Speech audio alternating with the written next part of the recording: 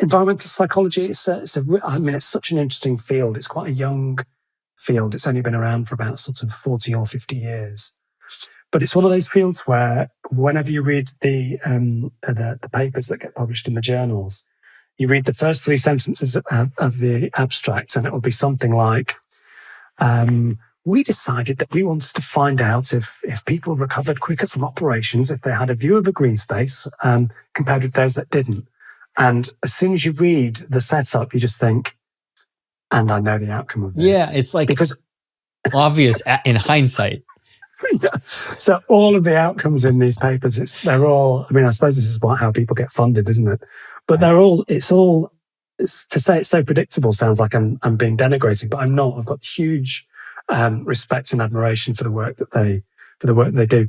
But it is all the same. It's all saying we really need green things. We need green things in ways that we do not understand, mm-hmm.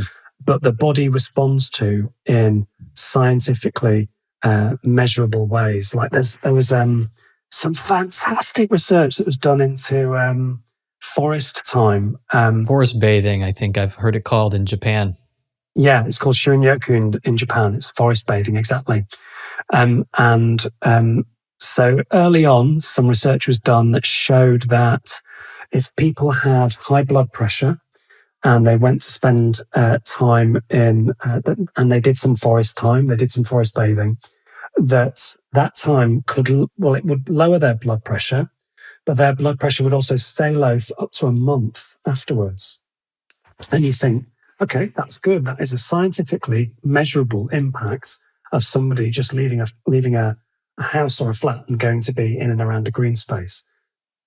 But about 10 years later, someone else did another trial, and they said, so I was interested to find out what happened if people had low blood pressure. Because if you think, if forests lower your blood pressure, then if you're pregnant or something and you're at risk of low blood pressure, mm-hmm. you just think, oh my God, you've got to stay away from the forests.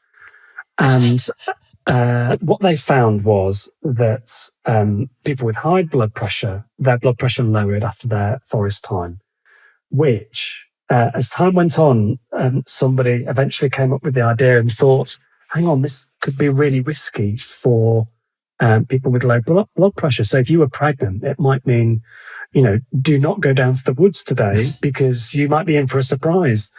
But again, it's a predictable outcome where it turned out that people that have low blood pressure, forest time, raised their blood pressure. So no matter what kind of blood pressure you had, forest time helps to gets you into equalibrium. Equalizer.